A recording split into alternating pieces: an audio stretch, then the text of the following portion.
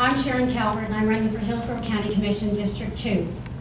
And I believe that to protect our individual liberties, we must reduce the size and scope of government at every level. I'm a native Floridian, a 35-year resident of Hillsborough County, and I want you to remember 3 things as you leave today.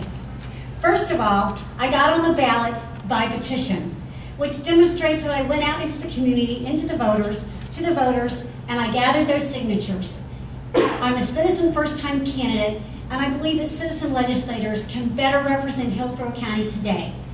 Second, and Dan Rollison articulated it very well, jobs is the #1 issue on our minds at every level of government. We have an opportunity to create a business-friendly environment in Hillsborough County.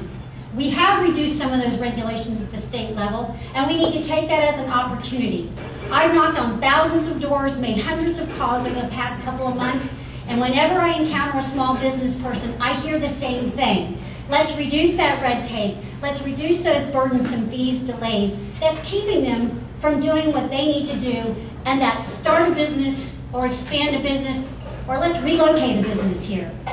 Third, my ties are with you, the taxpayer.